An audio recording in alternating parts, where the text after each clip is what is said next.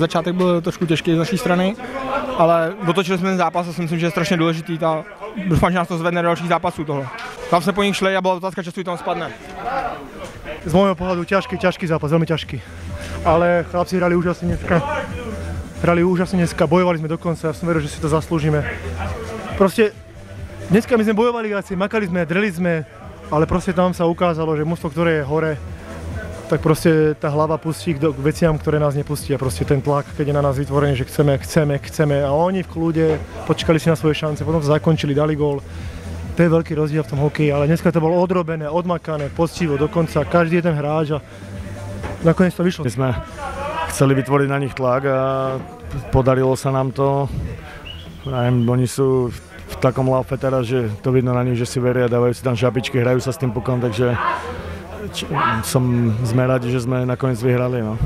Tak jsme určitě šťastní za 2 body, vzhledem k průběhu utkání, když jsme prohrávali 2-0. Ale v šatně jsme si řekli, že nebudeme skládat zbraně, tak jsme do toho šlápli a nakonec to bylo vítězství. Kopec jsme doťahovali a ten začiatok nám zase nevyšiel, ale zase musím pochváliť mužstvo, že ukázalo charakter a nevzdalo sa, bojovalo až do konca. Aj trošku so šťastím, ale to patrí k tomu a som rád, že sme vyhrali. Máme 2 body a veľmi nesmierne dôležité 2 body pre nás. Hrajeme lépe se soupeři z vyšších pater tabulky. Nevím sám, čím to je. Soustředíme se na každé utkání, ale prostě hrajeme nějakým způsobem lépe, více jsme koncentrovaní a je to prostě lepší proti soupeřům z vyšších pater. Ja som strašne chcel na jazdy.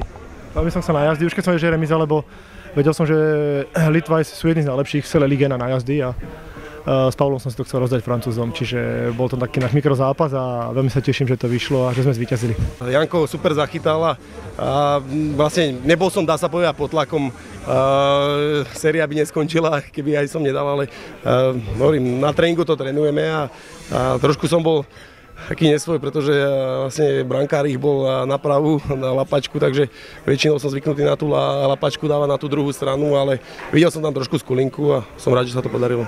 Takýto zápas sme mali párkrát, že sme točili v 3. tretine a potom zase nejak ďalší zápas nesvládli, takže musíme v piatok vyhrať zase vo Vároch, domeníme do Várov, to je zase ďalší zápas o 6 bodov a je trošku smutné, alebo že už od polky sezóny hráme každý zápas ako v play-off, že musíme vyhrať, takže čaká nás veľa práce a musíme sa z tohto zase zdvihnúť hore, ale hrať tak, ako sme hrali dneska. Proste poctivo, drina.